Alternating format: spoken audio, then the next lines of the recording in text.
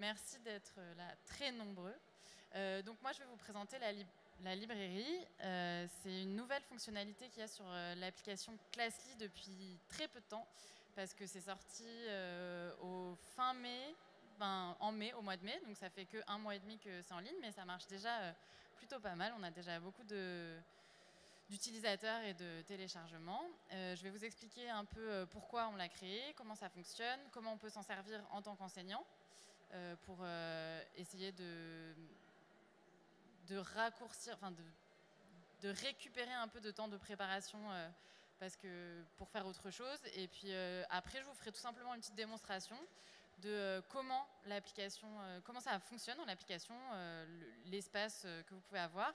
Et vous, en tant que professeur, vous pouvez aussi devenir contributeur dans la librairie. Comme, je ne sais pas si vous étiez à la keynote ce matin, mais elle a expliqué un peu qu'à moyen terme, il y aura un système de rémunération sur les contenus qui seront les contenus Prime et qui du coup seront dans les abonnements payants. Et les contributeurs, un peu comme par exemple sur Spotify, les musiciens ou les chanteurs, ils récupèrent sur chaque téléchargement, ce sera un peu le même système avec des ressources pédagogiques, en fait. Voilà. Donc, la librairie, c'est une plateforme de contenu éducatif, donc pour les enseignants et pour les parents. Donc là, moi, je vais essayer de vous la présenter, de vous expliquer comment on peut utiliser cette application, cette fonctionnalité dans l'application, pour optimiser ce temps de préparation et quelles sont toutes les fonctionnalités qu'elle propose et tout ce que vous pouvez utiliser. Donc, une étude de l'INSEE de 2010, commandée par le ministère de l'Éducation nationale, a montré que les enseignants travaillent en moyenne 44 heures par semaine. C'est une moyenne. Sur ces 44 heures, il y a 58% du temps qui est devant les élèves. Donc c'est le temps de service obligatoire des 24 heures plus... voilà. Et dans ces 44 heures, il y a 30% du temps qui est dédié aux activités pédagogiques. Et dans ces 30%, il y a 8 heures de travail de préparation. Donc il y a le gros de ces 30%, c'est la correction et la préparation. 8 heures par semaine, c'est quand même beaucoup. Donc nous, on s'est posé la question, comment on pourrait aider les profs à réduire un peu ce temps de préparation pour avoir du temps qui se libère pour faire autre chose. Donc il y a un autre atelier plus tard qui présente comment optimiser son temps de correction. Nous, on s'intéresse plus au temps de préparation pour voir comment on peut l'améliorer. Dans ce temps de préparation, le temps consacré à la recherche de ressources est conséquent et il est compressible. Je pense que vous avez tous vécu les 50 onglets ouverts sur Google parce qu'on veut faire une séquence sur les objets en sciences en CM1 et qu'on a regardé 10 000 blogs et qu'on a cherché et qu'on a 10 000 favoris et qu'à la fin, en fait, on ne sait même plus ce qu'on veut faire. Et il y a tellement de choses qu'on est là, bon, en fait, j'y ai passé 2 heures, mais je n'ai pas avancé.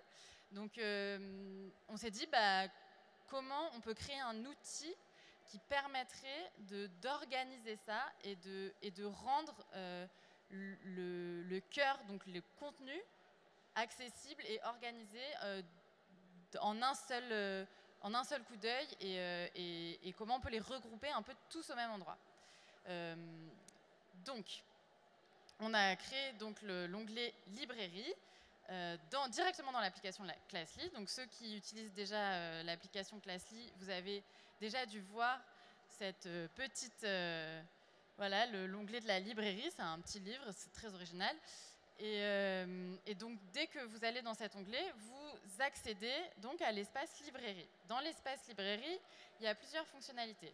Vous allez retrouver, donc, c'est comme une bibliothèque de ressources pédagogiques.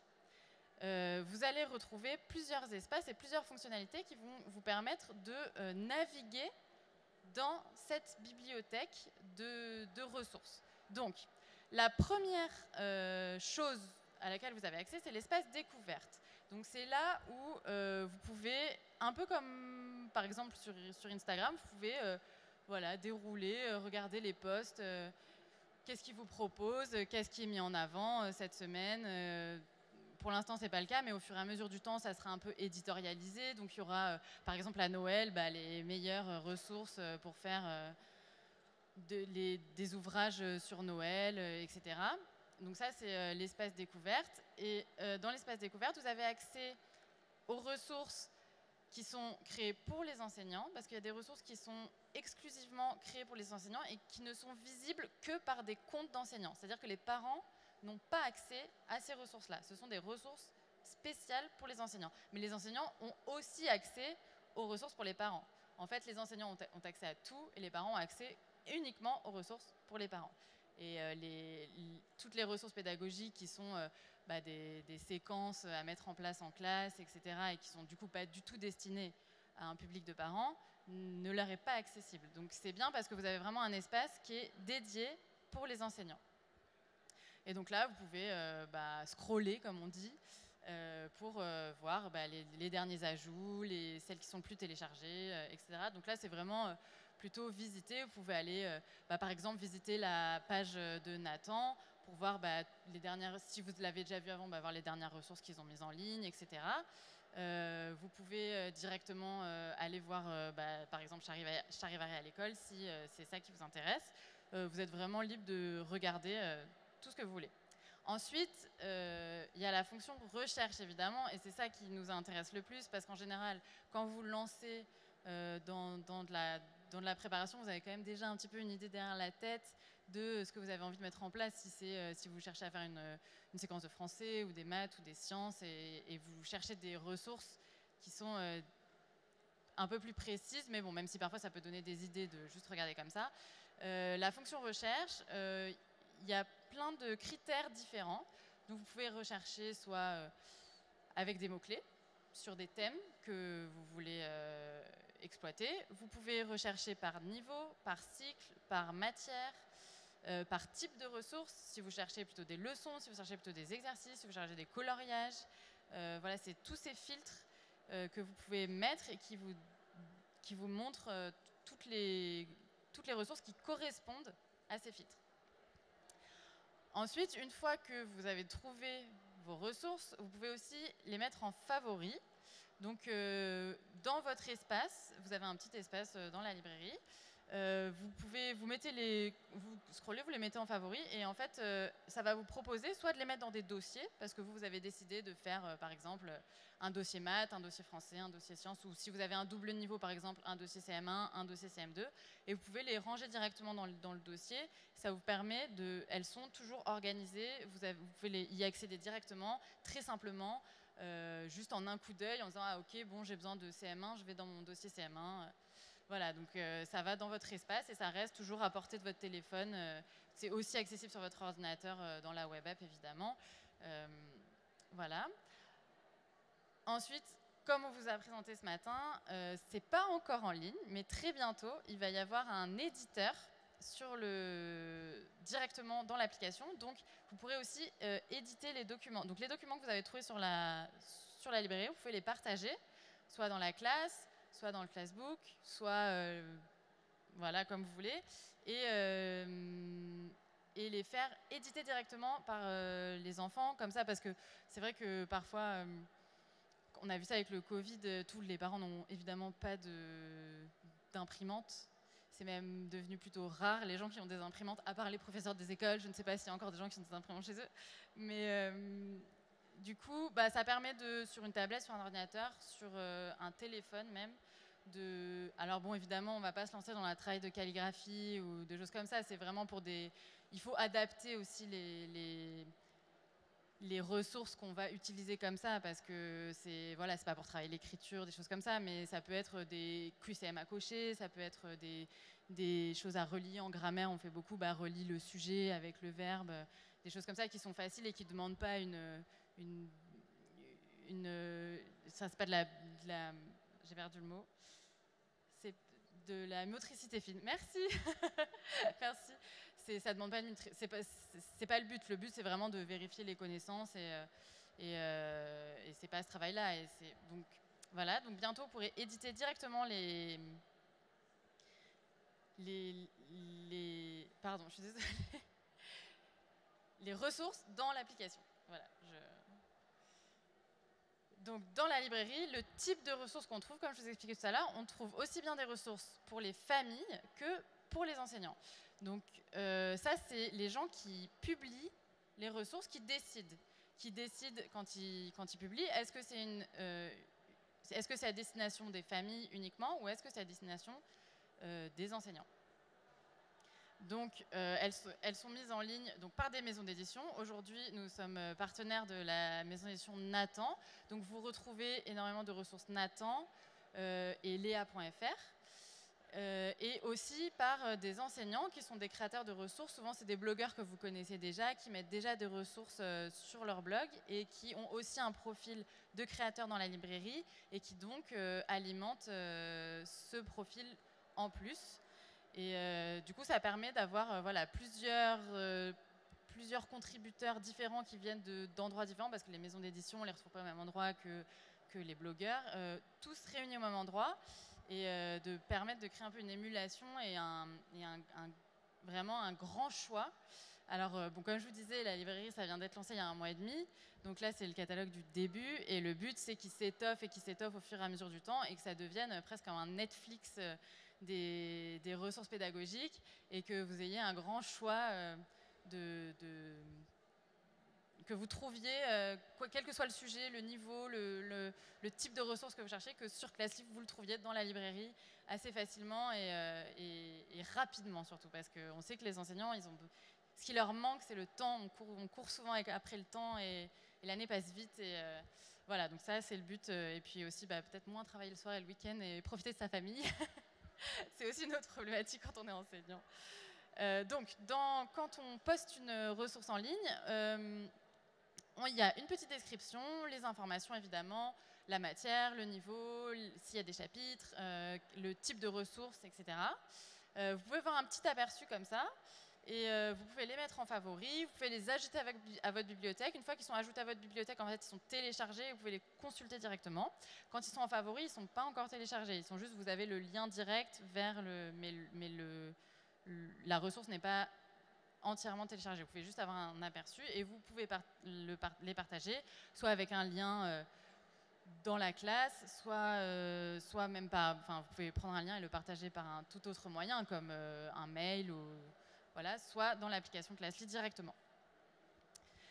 Donc les créateurs, ce sont d'une part les maisons d'édition. Aujourd'hui, notre partenaire, c'est la maison d'Anne Nathan.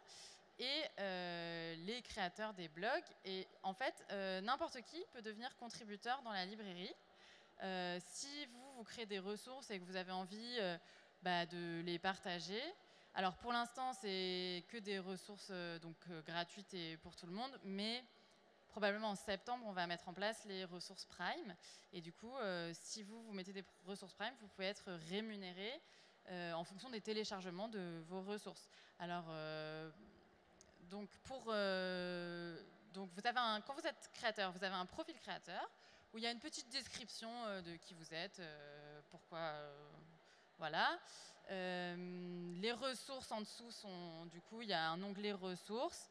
Il y a des liens, là, si vous cliquez ici, en fait, ça ouvre les liens vers tous les réseaux, le blog, le compte Instagram, le compte Twitter, Facebook, enfin tout ce que vous voulez mettre. Donc ça peut aussi donner un peu de visibilité à vos réseaux, à vos blogs, etc. Parce qu'il y a quand même, comme on l'a entendu ce matin, 2 millions d'utilisateurs de l'application Classly. Donc c'est quand même un pool non négligeable et c'est que des gens du coup qui sont concernés par l'éducation, l'enseignement, etc. Et vous pouvez aussi suivre un créateur. S'il y a des créateurs qui vous intéressent particulièrement, des blogueurs que vous avez l'habitude de suivre ou des maisons d'édition que vous appréciez, vous pouvez les mettre en favoris et dès qu'il y a des nouvelles, dès qu'il y a des nouveautés qui sortent, vous êtes prévenus et elles sont tout de suite en haut de votre onglet découvrir. En fait, ça devient un peu filtré en fonction de vos intérêts. Et vous pouvez aussi partager avec un collègue ou par exemple, s'il y a des ressources que vous trouvez particulièrement intéressantes, vous pouvez partager le profil avec quelqu'un. Voilà, donc comme je vous disais, si vous voulez devenir créateur, alors si vous avez déjà un compte sur Classly et que vous êtes enseignant, pas d'inquiétude, les parents n'auront pas du tout accès à votre espace créateur. Ce sont vraiment 2 espaces distincts. Vous avez un seul compte, mais 2 profils différents qui n'ont aucune passerelle l'une avec l'autre. Donc, les parents ne peuvent pas se dire « Ah tiens, la maîtresse, elle a un compte… » Non, impossible. Enfin, sauf si vous connaissent autrement et par ailleurs. Mais si ce n'est pas le cas, c'est vraiment distinct. Donc, vous avez un profil, vous pouvez le personnaliser avec un petit avatar, votre pseudo si vous en avez un, la description que vous souhaitez, les liens que vous voulez mettre.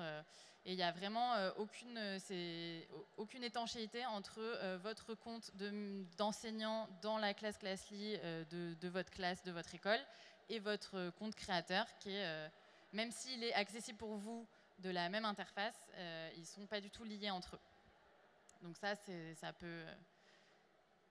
Alors pour partager les ressources, c'est vraiment un formulaire très simple, un peu comme Le Bon Coin ou Vinted. Vous avez l'habitude d'utiliser ce genre de plateforme. C'est un PDF tout simplement que si c'est alors là c'est la version web app sur l'ordinateur que vous glissez. Ça fait une petite aperçu. Vous pouvez mettre le titre, vous choisissez, vous mettez le nom de l'auteur. Après, vous choisissez évidemment le niveau. Est-ce que c'est une ressource parent ou est-ce que c'est une ressource enseignant? Vous choisissez la matière, le niveau, le cycle, le type de ressources, si c'est des coloriages, si c'est des leçons, si c'est des exercices. Et ensuite, voilà, vous partagez et ça prend vraiment 30 secondes, je dirais, à peu près. Et c'est simple et c'est efficace. Voilà, on aime bien les choses simples et efficaces chez Classroom. Donc, Ensuite, donc pour devenir créateur, vous pouvez pour l'instant, c'est pas possible de se créer dans l'application tout de suite un compte. Il faut passer par nous. Et donc, vous nous envoyez un mail à librairie@classroom.fr et nous, on vous crée un profil. Et à partir de là, vous pouvez mettre en ligne vos ressources. Alors maintenant, ce que je vais faire, c'est que je vais directement vous montrer ma librairie.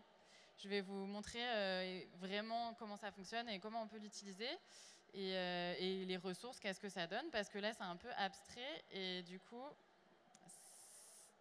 c'est une image valent 1000 mots, hein, comme on dit. Donc voilà, donc ça, c'est l'espace de la librairie sur la web app, donc sur l'ordinateur. Dans l'application, c'est exactement les mêmes onglets, mais c'est juste évidemment fait pour être sur le téléphone. Donc dans la librairie, donc vous avez votre espace. Donc moi je m'appelle Classly, voilà, je me présente. Je suis une licorne rose avec. Voilà, non. Bon, donc c'est l'espace Classly. Moi je peux ajouter des contenus parce que du coup j'ai une page créateur. Si vous n'êtes pas créateur, vous n'avez pas la possibilité d'ajouter des ressources, mais sinon ça se présente pareil. Donc là, c'est les recommandations. Qu'est-ce qui pourrait m'intéresser en fonction de ce que j'ai déjà téléchargé, etc.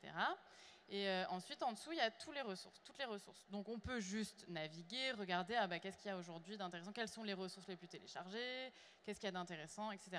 On peut aussi, si on vient avec un objectif précis de je voudrais trouver des coloriages magiques, pour les vacances de la Toussaint, pour que mes élèves puissent faire un peu pendant les vacances, pour qu'ils n'oublient pas tout, par exemple, je vais filtrer par type de ressources. Donc, je regarde tous les types de ressources, hop, je choisis coloriage, hop, tac.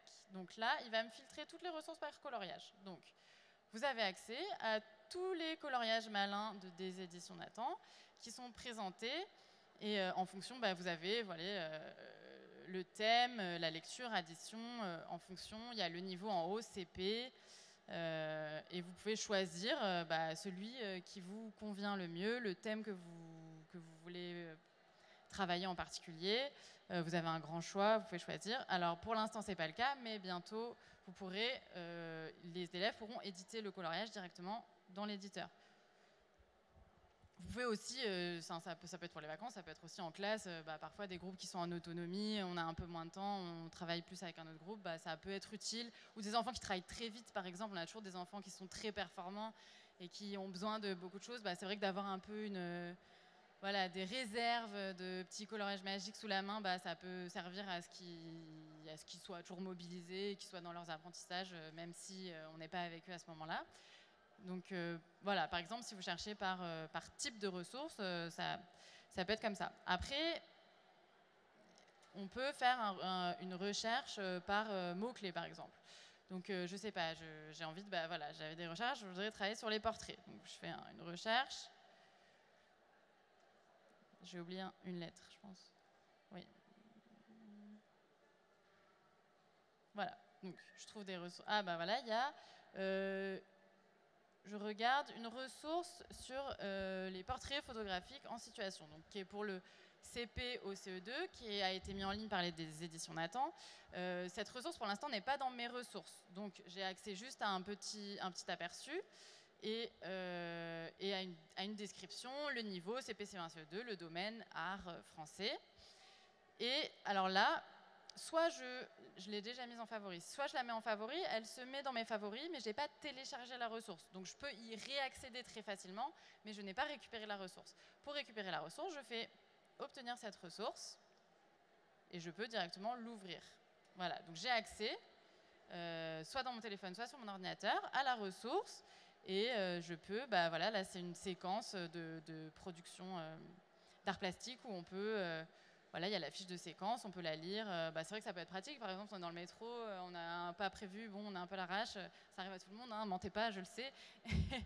et voilà, bah, ça peut être pratique d'avoir quand même une séquence qu'on peut lire, qu'on peut déjà un peu se mettre dans la tête, se dire, bon, bah, ok, je sais que bah, jeudi, je pourrais faire ça. Et ça laisse un peu plus... Enfin, ça fait du temps gagné sur... c'est vraiment sous la main et c'est rapide. Voilà, donc c'est... Bon, c'est... Et donc là, une fois que la ressource est téléchargée, elle est dans mes ressources. Voilà, et j'ai les ressources. Non, c'est pas ça. Si, c'est ça. Non, c'est pas ça. Non, dans ma bibliothèque, pardon, excusez-moi. Mes ressources, c'est les ressources que j'ai téléchargées. Dans ma bibliothèque, on retrouve toutes les ressources qu'on a téléchargées et du coup, on peut y avoir accès hyper rapidement et en un clic, quoi, presque. On a tout qui est rangé. Voilà, donc ça, c'est pour filtrer par mots-clés. Ensuite, on peut filtrer par d'autres choses. Par exemple, si je veux faire, je sais pas, par domaine. Alors, je cherche, je veux faire un... Voilà, questionner le monde. Je cherche sur les objets techniques, par exemple. Voilà, il n'y en a pas. Bon, si, pourtant, il y en a normalement. Donc, questionner le monde. Hop, voilà, ça me sort toutes les ressources de questionner le monde. Il y a les petits niveaux en haut. Donc, ça peut être des jeux, ça peut être des leçons, ça peut être plein de choses. Il y a pas mal de jeux de société à imprimer aussi qui ont été mis en ligne, etc. On peut aussi filtrer par niveau. Donc, par exemple, vous savez que... par exemple, vous avez 4 cartons avec 4 niveaux différents. C'est un peu la galère. Et du coup, vous savez que le mardi, c'est des PS. Et vous pouvez filtrer par niveau. Donc, on y va. Hop, tac. On peut mettre tous les niveaux si on veut. Mais sinon, je dis, moi, je veux PS. Voilà. Donc, j'ai toutes les ressources de la petite section qui sont disponibles. Et je peux trouver des idées. Voilà, par exemple, si je veux faire des fiches artistes en petite section pour découvrir les artistes, j'ouvre la ressource et donc j'ai accès à... Bon, il est un peu... il y en a 61, donc forcément ça prend un peu de temps, mais pas tant que ça. Et donc ça, on a accès à cette ressource qui a été mise en place par Oul, Teacher Pirouette, et voilà, les artistes, etc., qu'on peut présenter en classe directement. Et il y a aussi des fiches d'exercice. Il n'y a pas que des leçons ou des séquences. Il y a aussi, voilà, par exemple, je vous disais tout à l'heure sur les objets techniques. Là, c'est une séquence de Nathan sur les matériaux et les objets techniques. On ouvre cette ressource. Alors là, je l'ouvre directement parce qu'elle était déjà dans mes ressources. Et on a accès d'une part à la séance, à la séquence avec les séances, etc. Et donc c'est Léa.fr qui fait ça. Et en bas, vous avez aussi les fiches d'exercice que vous pouvez imprimer directement pour vos élèves, les leçons, voilà, vous y avez accès directement dans l'application. Vous pouvez les télécharger, les partager. Vous pouvez les télécharger dans votre ordinateur, les imprimer. Voilà. Donc le but de l'idée de la librairie, c'est de faire comme un catalogue du plus de ressources possibles. Comme je disais au début, c'est vraiment le début aujourd'hui. Il y a déjà énormément de ressources, il y a déjà énormément de ressources Nathan et de ressources Léa.fr. Il y a beaucoup d'ambassadeurs qui ont aussi participé à ce projet, qui ont ajouté beaucoup de leurs ressources. Mais le but, c'est vraiment d'en avoir le plus possible. Parce qu'en fait, plus il y aura de ressources, plus l'outil sera efficace. Le but, c'est... Et donc, nous, comme je vous disais, on encourage aussi les enseignants à partager des ressources sur la librairie. Et comme ça a été expliqué ce matin, à partir de septembre, il y aura un système de ressources Prime et qui, du coup, pourront permettre aux enseignants qui, parfois, travaillent beaucoup pour créer des ressources à côté, qui les mettent en ligne sur leur blog gratuitement, mais qui, parfois, on leur demande, ils ont souvent des demandes, ah oui, mais moi, j'aimerais bien cette ressource, mais plutôt pour le CM1. Et en fait, ils n'ont pas le temps. Et puis aussi, c'est du travail gratuit. Et au bout d'un moment, ils le font pour eux, pour leur classe. Mais ils disent non parce que, voilà, mais ils nous ont dit, si on pouvait gagner un peu d'argent avec ça, éventuellement, oui, on pourrait commencer à penser à créer des ressources en fait sur commande, entre guillemets, des choses. On voit que les gens demandent beaucoup ça. Bon, ok, je vais la créer, puis je vais la mettre en ligne sur la librairie et ça me permettra ce sera du travail rémunéré parce que créer des ressources, ça prend du temps, c'est du travail, voilà, il y a des gens qui sont hyper impliqués là-dedans et la plupart font des blogs et les partagent gratuitement et c'est vraiment super. Et le but, c'est pas d'empêcher ça, c'est de faire un peu plus en fait et de leur permettre de gagner un peu plus d'argent et d'arrêter de travailler gratuitement comme font beaucoup les enseignants. Le travail gratuit des enseignants, c'est quand même quelque chose qui... Voilà, nous on s'est dit, en fait tout travail mérite salaire, hein, voilà, hein, on est tous là. Voilà, donc si vous avez des questions sur les fonctionnalités de la librairie, si vous avez des questions sur les ressources Nathan et Léa.fr, il y a aussi des personnes qui peuvent vous répondre. Sinon, c'est tout pour moi. Je vous souhaite une bonne journée. Vous avez des questions? Pas de questions? C'est que j'ai bien fait mon travail alors. Merci.